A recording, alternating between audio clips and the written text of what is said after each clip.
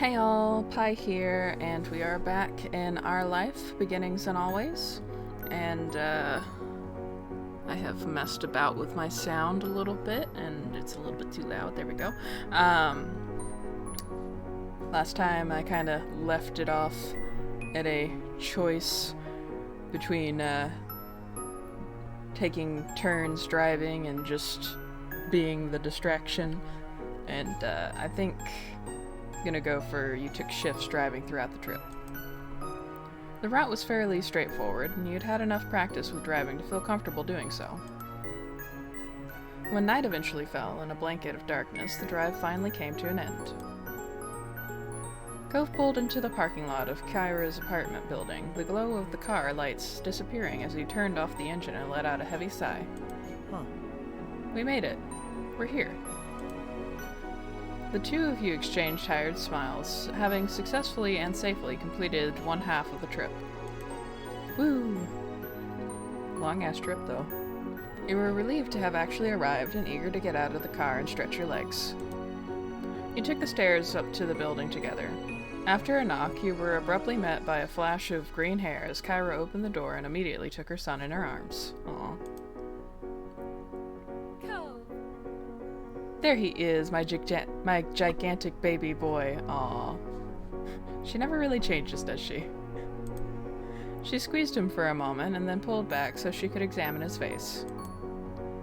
Are you even taller than the last time I saw you? Cove gave you a look and rolled his eyes amusedly as she patted the tops of his shoulders proudly. You say that every time I'm here. It doesn't even make sense right now. My last visit wasn't that long ago. Kyra simply laughed before letting him go fully and ushering the two of you into her apartment.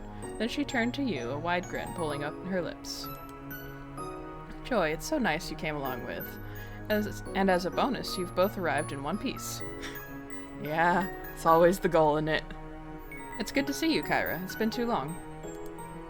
Kyra beamed at you both, and while you would have loved nothing more than to settle down and rest after the drive, you could see she wasn't going to let you go that easily.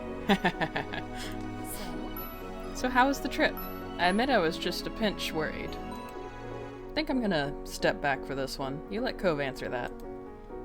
It was fine. No problems for us. Kyra clapped her hands together, the bracelets around her wrist jingling. I'm so proud. I can hardly believe how mature you both are. Where did all those smarts come from? Cove ran a hand over his hair with an awkward chuckle. I don't know. Maybe I got some from my parents. Aw. His mom looked up at him deeply, her eyes glistening, as she shook the sentimentality off with a wave of her hand. I love that. You have to be half asleep already, huh? I don't want to keep you up much longer. Early morning and whoosies. How do you want to deal with the sleeping arrangement? I've only got my own room in Cove, so the living room couch isn't bad. Joy can use my bed. I'll sleep on the floor in the room. It doesn't matter for one night. Kyra laughed out loud, startling you both. You raised an eyebrow at her outburst, giving her a quizzical look. Oh yeah, you'll just stay on the floor. You couldn't handle that much back when you were 13 with both your parents in the room. Shh! Don't bring that back up! Cove blushed a dark red and gaped, completely unprepared for her to pull out that embarrassing moment from the past. Hey, it's fine. We cuddled and it was cute. Hey! Mom! I'm not gonna miss the chance to give him hell. Yep, she's right. That's totally what you'd do. Cove hung his head in defeated embarrassment while you and Kyra chuckled together. I'll take the floor. Cove shook his head, dismissing the idea immediately. No. You're the guest. I don't want to take your bed. Well, I still don't want to take it from you, and I said it first. The two of you narrowed your eyes at each other stubbornly. Kyra took that as her cue to step in. My house, my rules then, and you know who I have to side with. I'd like you to take the bed, Joy. You hesitated a moment, but it seemed you had to accept the hospitality. With a small sigh, you gave in. Alright. Cool. So... Would you be okay with me sleeping on the floor in the room? I'd rather be there than out in the open in the living room, even if there is the couch. Okay, so you all know I'm I'm keeping Cove as close as I possibly can. And I don't think I need to explain why I want to keep Cove as close as I possibly can. So I'm just not going to. Yeah, you can sleep there. Kyra giggled softly, drawing your attention back to her. All funny stuff aside, you need to get some sleep for tomorrow. Seems like you're setting yourselves up to not get any. I know that sounds really captious, but I'm a mom. I have to say these things. Come on, we're not little kids having a sleepover. We're responsible adults, right, Joy? Yes, very responsible. She gave the two of you a suspicious look and you stood up straighter, trying to prove your point. I'll leave it at that then, for now. Just remember that the walls are thin in this apartment. If you can't settle down and sleep, I might have to separate you. Oh no! No! Mom, please. Well, be good. Perfect. Kyra clasped her hands together, her bracelets softly tinkling against each other. It's only getting later, so I better let you prepare for bed. She nodded towards the hallway and gave you a small smile. I'll play hostess for a sec and show you where the bathroom is first, Joy, and where you'll be staying the night. Thank you. You hoisted your travel bag over your shoulder and followed behind Kyra and down the hallway. Cove shuffled along behind you, disappearing into the bedroom while his mom had you go to the restroom. The apartment was small but nicely decorated in soft, cool colors, with plenty of artwork hanging on the walls to give it character. It was stylish and exactly what you would have expected from someone like Kyra. After being shown the bathroom and wishing Kyra a good night, you headed into the room and found Cove already there. He had changed into his sleepwear for tonight as well as set aside his glasses already.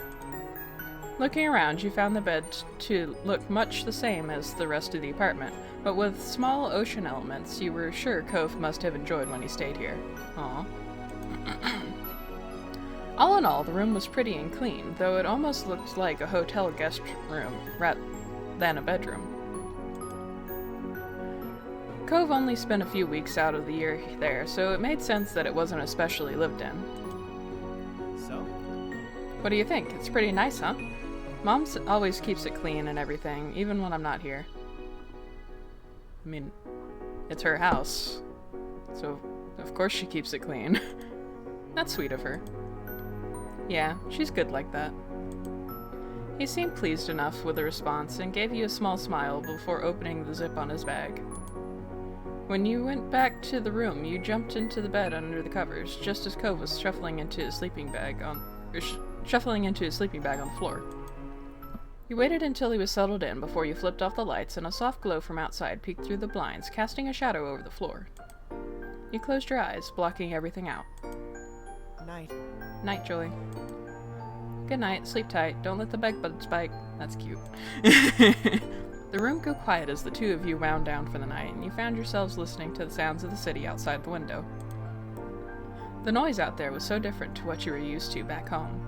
Cars zooming past and people out having fun instead of crashing waves and the ocean winds cocooning your house in their embrace.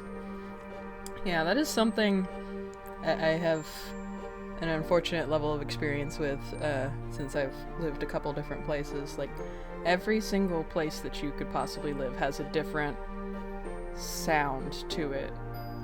Like, when I was living out in Georgia, the nights were filled with tree frog chirps.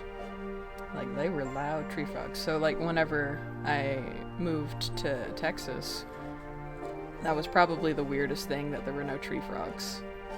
It took me a while before I really got used to it and was able to sleep like that. And then, of course, now I'm in a big city and a completely different sound palette again.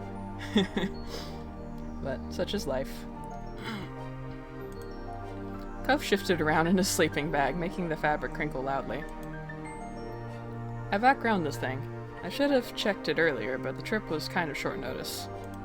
Snuggles? Why don't we share? It's big enough.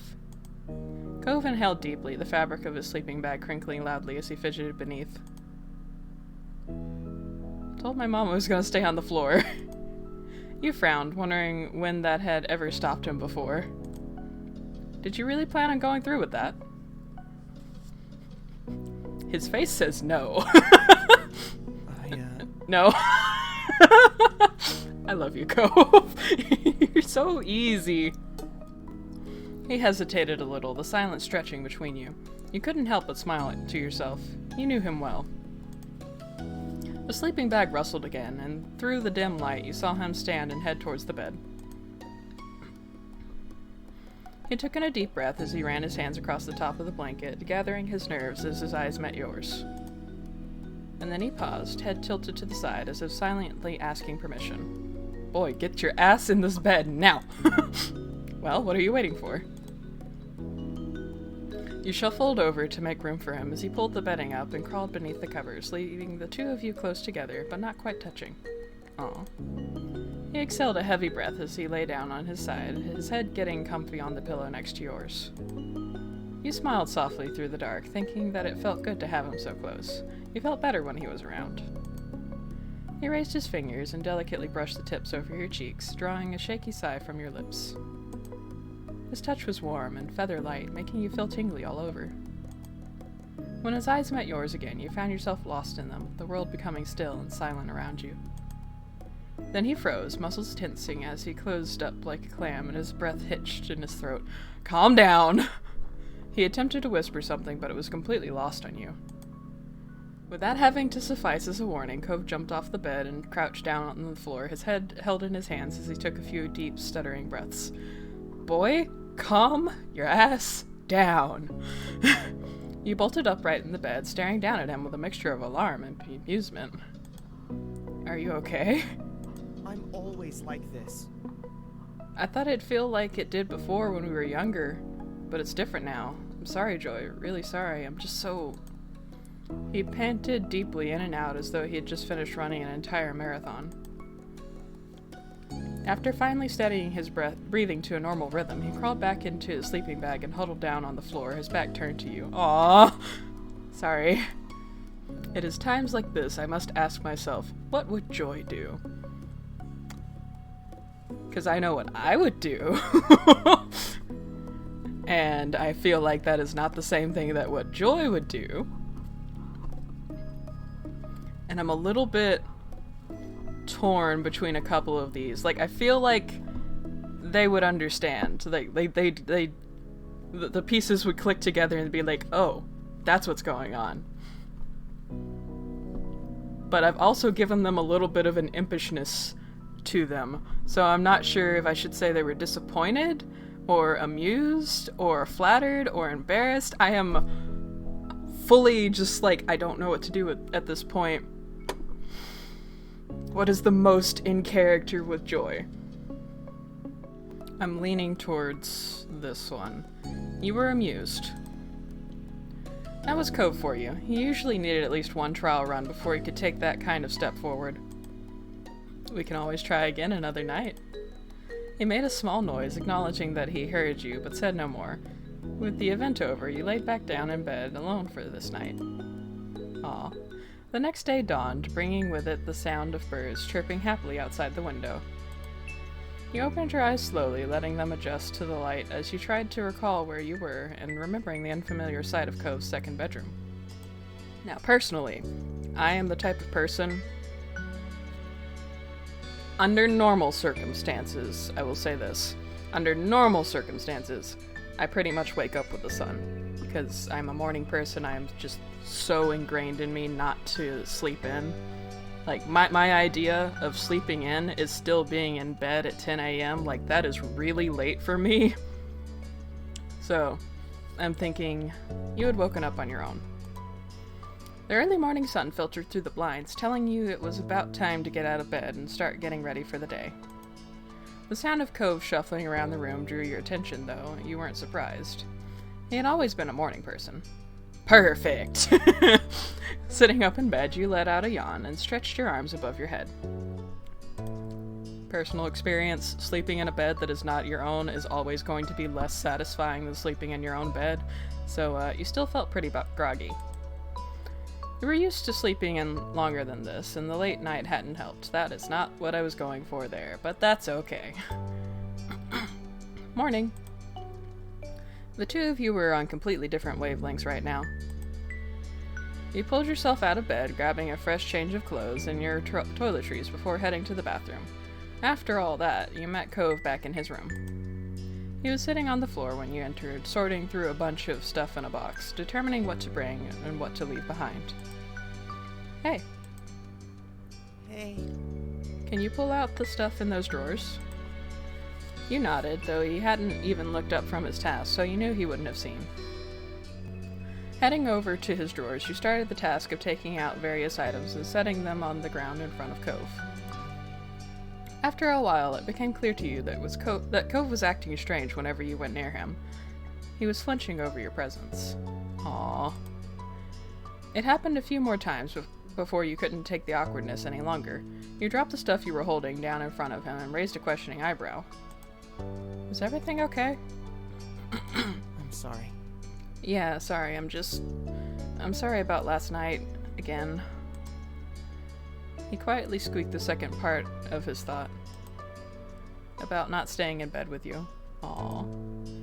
I know you try not to mind or be mad at me, but I wish I didn't have to make you accept me backtracking all the time. He swallowed thickly, struggling to find the right words to explain himself. I do think it felt nice, really. Really. It's just also not bad, but good in an inconvenient way.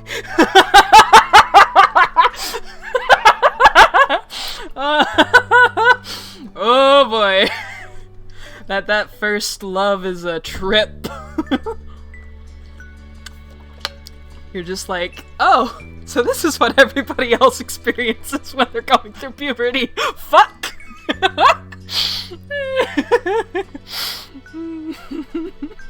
I'm sorry, I shouldn't laugh. It's a very familiar pain. I mean... Laying together like that, being so close, it gets too hot, you know? Go on. His cheeks flushed with color and he immediately trailed off, his eyes firmly fixed on the floor. It was that intense for you, huh? Maybe I'm the one who should apologize. His eyes widened, a pink tinge creeping onto his cheeks before he could duck his head enough to hide it. Well... Don't worry about it. You don't need to do anything. Let's get back to packing. With it more or less solved, you went to grab some more items as Cove focused on the box in front of him once again. Oh hey, look at this. When you turned towards the sound of Cove's voice, you found him digging through one of the drawers beneath the bed. Neat. Here's something I definitely need to bring. Neat. Craning your head, you got a better glimpse of what he was holding. An old, yellowing book. When he opened it up, there were a few dried, pressed flowers between the pages. Those had been gifts you'd given him from his mom's place. Something for him to remember you by and to make his time here less lonely. Aw, he kept them the whole time. I was only lending you those. I think I'll take them back now, you joked. His eyes widened in alarm, but upon seeing the smile that was pulling on your lips, he chuckled softly. I think you should probably just continue lending them to me. That's nice. These are special. It was important having a piece of you with me when we were apart. I feel the same way. That's why I gave them to you. Cove smiled, pleased that the feeling was mutual, but then the expression became more amused. And did you keep the souvenirs I brought back? Nope, he said jokingly. He shook his head with a grin. Thanks. Another hour passed by in silence, and you were happy to see you were making a great progress with Cove's room, with only the closet left to sort through. You took a minute to take a mouthful of water from your bottle and perched on the edge of the bed, feeling productive. Cove glanced over at you and paused, putting down the tape gun he had been using to seal up his boxes. He raised an eyebrow. You know, it's really strange to see you sitting in this room. Why? He frowned a little, his eyes distant and his voice quiet when he spoke next. That's... During the visits to Mom's, when I was sitting alone in this room, I'd sometimes think about how you weren't here. It was a weird feeling at the time that you just weren't around, and now that you're here in this exact place, it's... I don't know how to explain the feeling. He shrugged it off and smiled a little, as though he'd said enough already and didn't want to risk sounding silly. Life is pretty confusing is all. I missed you so much when you were gone. His brows crinkled as he looked at you solemnly, his eyes bright with emotion. I missed you too, all the time. It made you feel better to know that somehow. To know that when you were stuck at home missing his company, that he was missing yours too. He looked away satisfied, heading over to the closet and the last of the items to be sorted. Before long, every box, closet, and drawer had been thoroughly combed through, with the items either neatly packed up in boxes or organized and returned to their proper place. With a sigh of relief, you glanced around the bedroom and the work you had done together. All right. We're done. Good job to us. I'm gonna change out of my PJs for the drive. You don't want to drive back down in your PJs? Quitter. Yeah.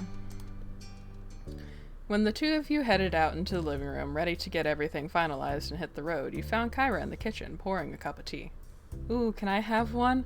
I'm actually suffering from a tea shortage at the moment, please. Can I have your tea? Anyway. Cove headed towards her, leaning casually against the counter that divided the two spaces. Hey, you didn't have to get up so early. Come on. Are you crazy? Of course I have to see you off before you go. You can't sneak away while I'm out cold. Good mama. She beamed at him, and in all honesty seemed more than happy to be up and getting ready for the day. Do you want some breakfast? I've got some muesli? What is that?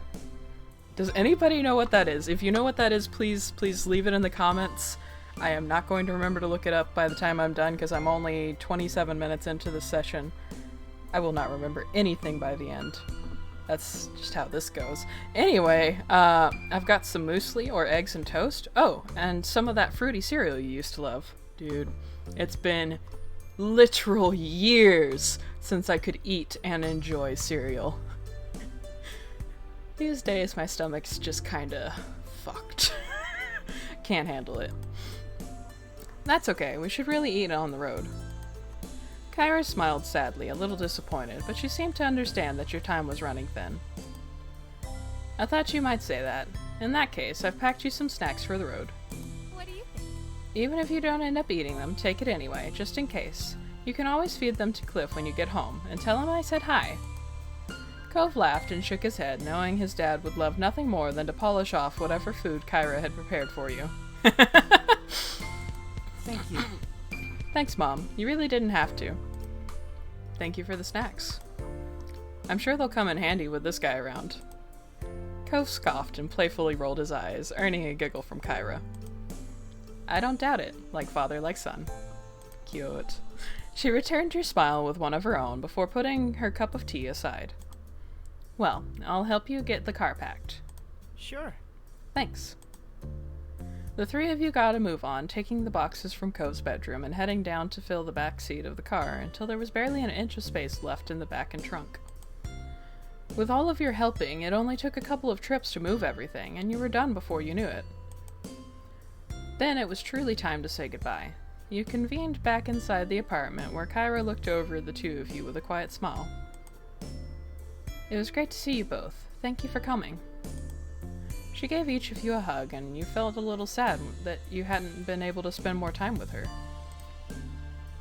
It was good to see you too, Mom. Cove embraced her in return, the two of them holding on to each other for a few seconds longer. I'll miss you, but I'll visit again soon. Of course. You better. Hey, we should make plans for you to visit us too. I'll let you know when it's settled. I'd love that. Kyra bundled all the stuff she had prepared into a bag and handed them over to you. You took a quick peek at what she had packed. There was fruits, nuts, seeds, hard-boiled eggs, and some veggie sticks. Ooh. Oh no. I do love me some hard-boiled eggs, but they do not travel well. Cool. Oh, good to see we've got some fresh food options now. The snacks I brought weren't. Kyra shook her head at him and let out a soft laugh as though she wouldn't have expected anything else. I seriously hope you're feeding yourself better than that at home. Yeah, of course, just not on trips. I can live with that then. She looked over at him fondly, her eyes at last focusing on his face and filling with emotion. I'm gonna miss you, baby. Aw. Me too. Thank you for letting us come. No problem at all. You're welcome anytime. Kyra put an arm around you both, pulling you in tight to her sides for one final squeeze. Bye. Have a safe trip. We will. With a last goodbye, you exited the apartment, though Cove hesitated for a moment in the door, his expression distant. You weren't sure what he was doing, though you tentatively took a step towards him. Everything okay? Your voice seemed to bring him back to earth, and he shook his head to clear his thoughts, his green hair swaying from side to side. Come on. Yeah, let's go. With that, the two of you headed back down to the car, ready to make the long trip home. Soon enough, you were on the wide open road with a car full of Cove's things and only one destination, Sunset Bird, California. Is Sunset Bird a real place in California? I have so many questions this episode. Go forth, my minions. Do research for me, please. The drive went as smoothly as could be expected, with the morning slowly creeping into midday as the miles flew by. After a while, you switched places with Cove and took over driving for a couple of hours. The day flew by in a whir of open road and sunshine, and before you knew it, it was early afternoon.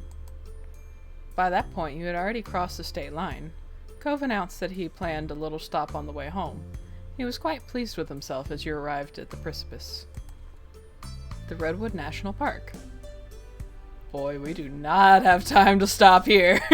Are we trying to get home? Shaded beneath the canopy of enormous redwood trees, you drove along. When Cove parked the car, you pushed the door to get out, and the first thing you did was look up. Enormous redwood trees surrounded you on all sides, their massive trunks shooting straight up into a canopy of foliage overhead. There were too many of them to count, stretching on and on as far as you could see. You squinted against the sunlight that was peeking through the leaves and dancing on the paths around you. It's great, right? He smiled at you from over the roof of the car before glancing around the place fondly. Remember the trip our families took here that one summer? It was cool going on a journey and seeing the forest in person, even if we didn't stay very long. So... And I guess we can stay for even less this time, but oh well. It just seemed like a good time to stop by. Who knows when we'll get another chance. His voice got a little softer at the end. It seemed to be bittersweet for him, being in a place he was so fond of, but not having time to appreciate it fully. You were pleased to have stopped there. It was a beautiful place to stretch your legs and take in some fresh air. There will be more chances in the future, I promise. Cove smiled, shoving his hands in his pockets and dipping his head. I'm gonna hold you to that. The two of you walked around for a while, completely dwarfed by the sheer scale of the redwoods. It kind of put your view of yourself and everything in a strange perspective. You took in a lungful of clean forest air, listening to the sounds of birdsong and the cool breeze rustling through the underbrush, taking advantage of the space to move around freely. However, you felt about being there, it was totally different scene than sitting in that old car for hours and hours. We're gonna be really lewd? And take Cove's hand. He intertwined his fingers through yours, smiling at you as he relaxed into your touch and rubbed the back of your hand softly with his thumb. Being here again, you couldn't help but reminisce on what else had happened during the trip you had taken here all that time ago. There were a lot of things that had reminded you of it recently. You looked over at Cove, who seemed to be lost in the peace of the place, and you wondered if any of it crossed his mind. Smiling at the sight, you thought back on what had been the highlight of that long-gone vacation. I am so torn between bringing up the anklet and bringing up the loft. You know what? No. We've already tortured the poor boy too much about sleeping arrangements. Let's torture him about his preference and jewelry. I haven't forgotten the classic anklet chat. That was a revelation. Cove scratched at his face awkwardly and sighed, seeming determined not to meet your eyes. Aww. I know you remember. I'm never gonna hear the end of it from you, am I? Not until the day you die. You gave him a light shrug. Do you still like them? I do. I think they're pretty sexy. Oh! He laughed quietly, the sound nervous and a little strained. He... Especially on you. Boy! The words left his lips and you froze, completely taken aback by the compliment. He blushed, but his gaze remained on you. Aww. You put a hand to your forehead, pretending to swoon. Cove chuckled at your dramatic response, shaking his head in amusement. Your spirits were light as you ambled past information boards and picnic areas. But before long, you decided it was time to bring this short stop to an end and head back to the car to get on the road again. Cove sighed when you finally reached the vehicle, jangling the keys in his hand before unlocking the doors. Well... I wish we didn't have to go, but we're going to be responsible and not stay longer than we should. Responsibility? What's that? Can I eat it? How grown up of you. He smiled slightly, and with that the two of you jumped into the car, buckled in, and he put it in drive. You were getting closer and closer to town as the sun started setting, though we're still far enough away that the radio stations were unfamiliar to you. Oh, hello. Cove twisted the dial and let me try that again. Fully flustered. Alright. Cove twisted the dial this way and that before stumbling into a channel with a song that he seemed to like. That was a rare gift from the fates in a sea of static, strange radio jockeys and grating tunes. Yeah... Fun fact, if you go traveling, like, outside of the range of the, like, radio stations in the major cities in Texas, you just... Nothing but country. Nothing but country. Awful. Anyway. His face immediately brightened at the sound of it, and he drummed his fingers along the bottom of the steering wheel happily. Sitting back in his seat, he bopped his head along in time to the tune. You sang along. Cove raised a pleased eyebrow at your vocalization. Emboldened by you, Cove decided to do a little lip syncing. Every now and then a part would be stumbled over, and by the end you were both laughing too much to continue. The song ended, and Cove reached over to start cycling through the radio stations again. Upon finding nothing tolerable, he flipped the dial off in defeat and leaned back in his seat with a sigh. Aww. You rested your head on your hand and stared out the window as the sky darkened, watching the landscape slowly melt into more familiar views. The miles went on, and an energy you had earlier was beginning to drain away. You imagined home and your family. You'd be there together soon. You know, I spent all these years living in Sunset Bird, taking a few weeks each summer visiting my mom in that second room. That's not gonna happen anymore, not really. I mean... I can still see my parents, but the way it all works between us has changed forever. He paused, the silence stretching. A serious look settled on his face, his thoughts far away. I feel the same about my parents, too. I know they'll always be there for me, but we don't really have the same relationship we used to. Cove's mouth pulled into a tight line, and he gave a small nod. You got the feeling that he understood how you felt. Cove stared straight ahead, down the long, long road. The path looked like it never ended. The path looked like it'd never end from where you were, but that wasn't true. Eventually, he found a few more words to say. I'm so glad. I think it's good we were able to do this trip without any parents or chaperones. It was just us. We did it all. I don't know, I feel a little more independent now. A little more ready for what's ahead. Right. It's like a real first step to be on our own all the time. It'll be here before we know it. The topic seemed to wear on Cove, and he made an attempt to find something else to speak on. So I'm kinda sad about getting back. I'm gonna miss having you right there tonight. Aw. He cleared his throat quietly, though said nothing more. You smiled to yourself a little at hearing him say something like that out loud. I'm gonna miss it too. And with the feelings confirmed as mutual, the two of you fell into a comfortable silence. The sky outside grew even darker as the hours passed by, the stars blinking on like tiny fireflies painted onto a canvas of blue. The scenery continued to transitioning between open roads, industrial areas, and beach towns, becoming increasingly recognizable as time went on. You felt somewhat disconnected from the world around you as you watched it through your window, your tired mind growing hazy. It was a strange, reflective feeling, but peaceful nonetheless. Soon enough, the world would return to you, and you'd find your feet firmly on the ground. It couldn't be helped.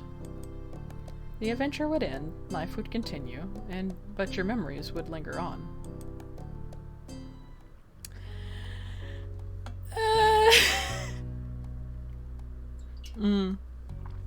Do I want to end the summer?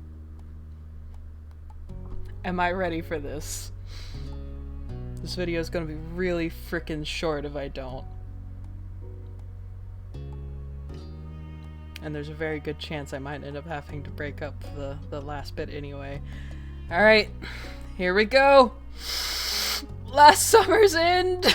It's about to all be over, my body is not ready! And then the summer ended. Yes, I'm sure. Moths bounced against your window, attracted by the light of your room, a siren call in the slowly darkening sky. Just as the day was coming to an end, so too would summer.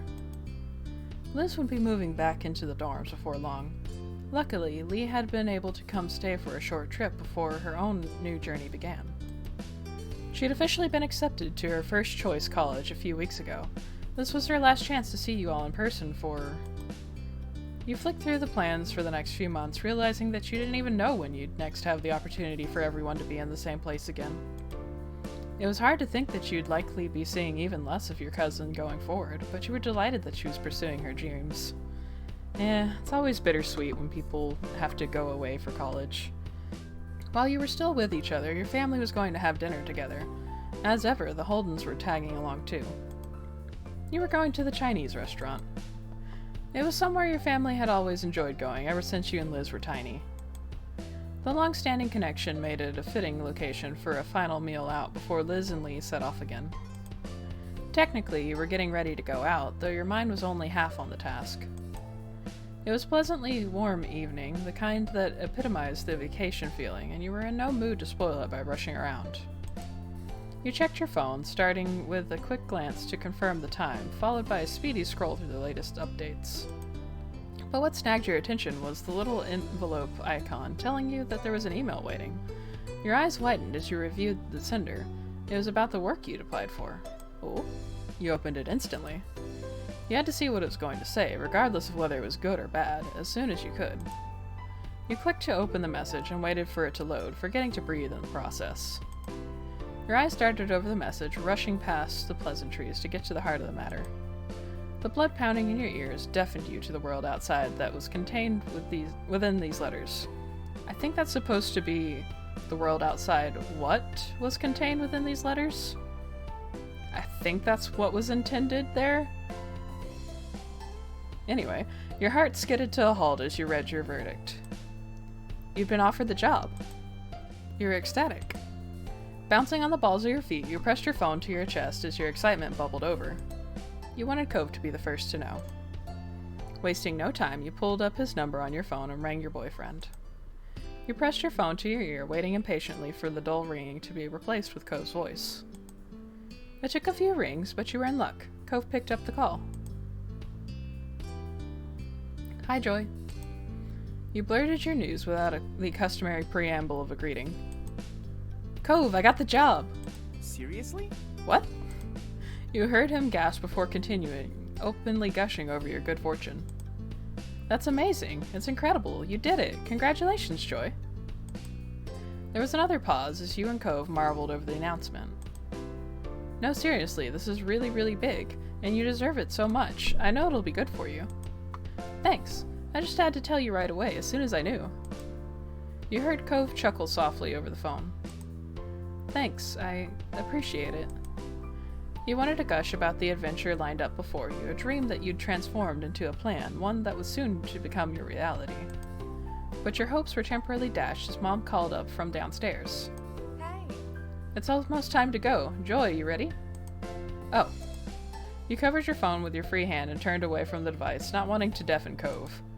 The yell was intended to reach another floor of your house, not an ear that was virtually inches away. Coming!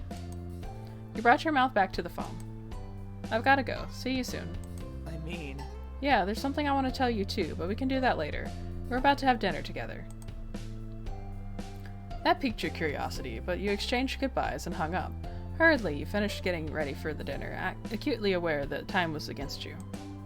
Despite that, you didn't regret the time you'd spent on the phone. It had all been worth it to speak to Cove. Now you'd tell your family. You tore down the stairs, your feet barely touching the ground as you leapt from one step to the next. Your arrival, which compensated for excessive speed by creating a riot of noise, caught Mom's attention. Somebody's hungry. Her eyes were twinkling, amused, as she let you catch your breath. So, what's the rush for? It's not for food. I got the job. Mom whooped, holding out a hand for a high five. You're fantastic. Nice, Joy. The commotion had summoned the other women from various corners of the house. Liz looked up from her book, grinning, as Lee hurried over.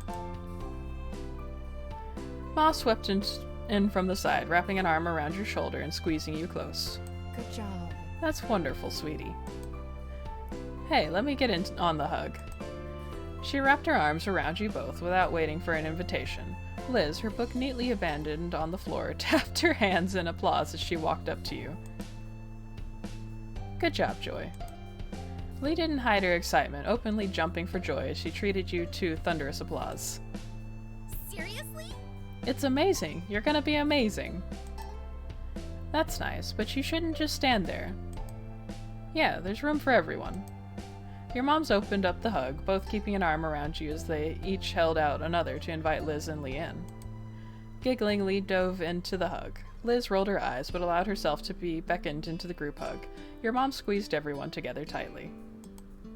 Mom's long hair was brushing against your face as she turned to check the clock. Let's go. We can take this party on the road. We've got to head out for dinner soon. Nodding, you were aware that your attempts to finish getting ready had been cast aside in favor of congratulating you. I have to do a couple things first. It won't take long. You hurried back upstairs. Though getting ready to go out was the issue at hand, you couldn't stop your thoughts from drifting back to the future. Your mind was buzzing over the news you'd received and everything that would soon unfurl. Everyone piled into the car. While it was marketed as being suitable to hold 5 people, in practice it made for a very tight fit. Yes, every time.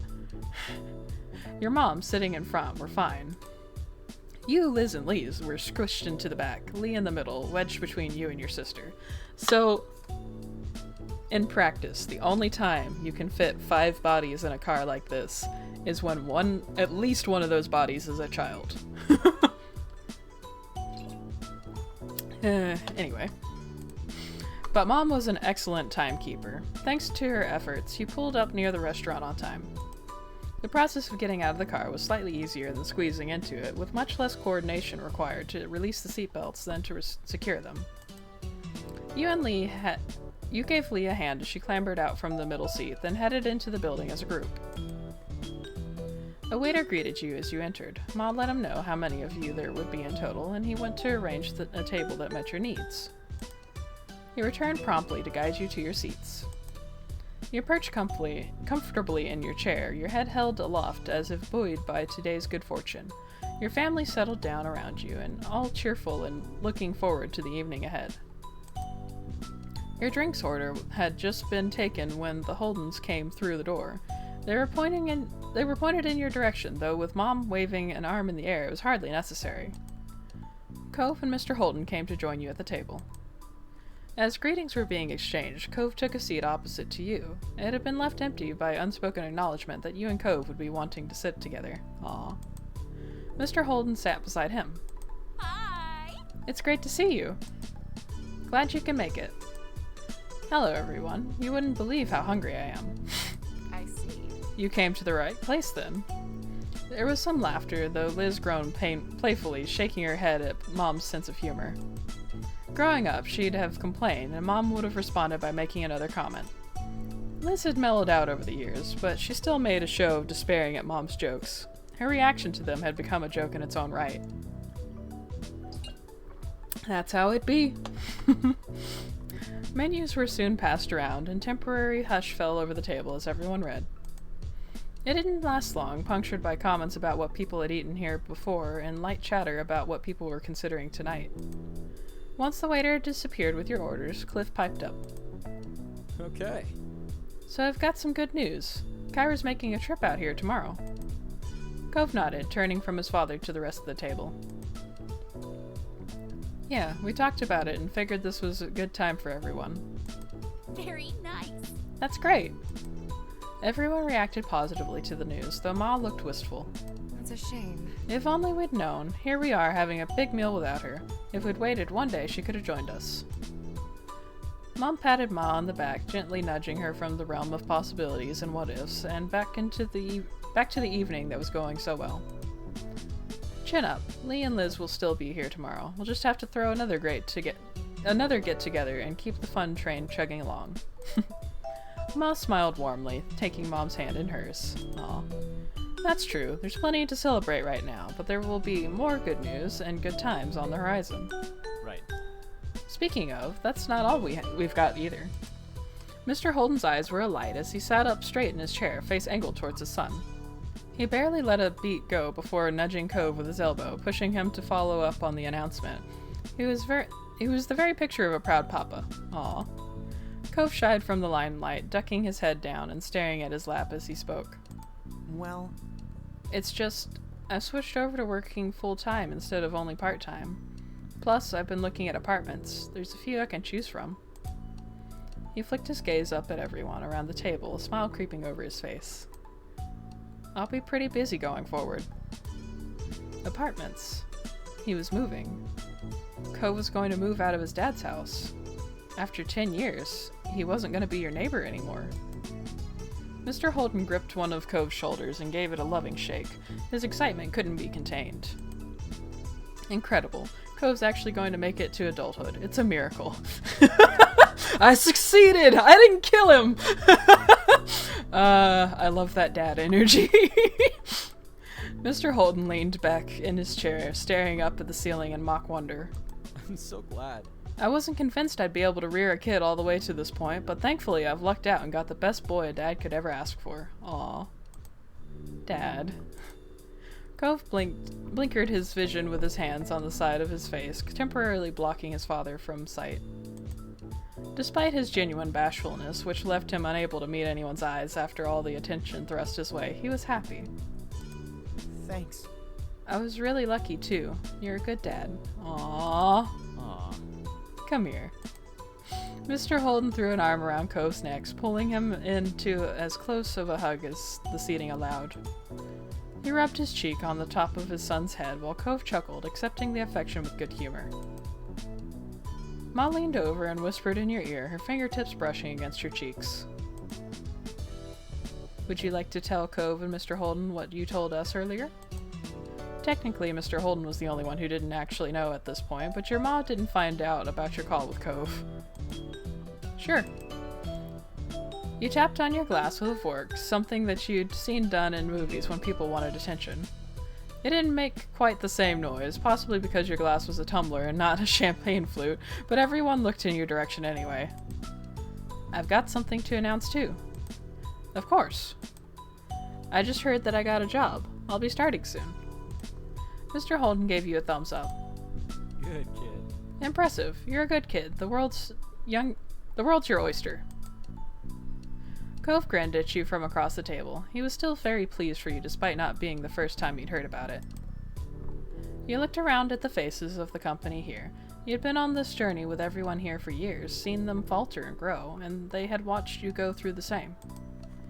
Cove was leaving his family home. Liz was heading back to college while Lee was starting at hers. You were staying close, but it was clear you were all heading in different directions, to different destinations. Some near, some far, but it wouldn't be long until you're all going your own way.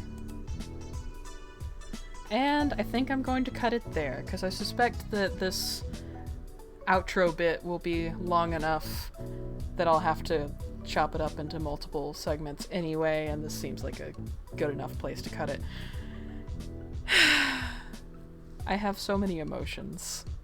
So many right now. I am like, it makes me happy that they're growing up and they're getting big and mature and they're going to find themselves in the world, but also like it's sad because I want more. I don't want to lose them. My babies. But anyway, thank you guys so much for putting up with my shenanigans and my over-emotional ass. And I hope to see you again in the next one, which might be the last one. We'll see. I don't know.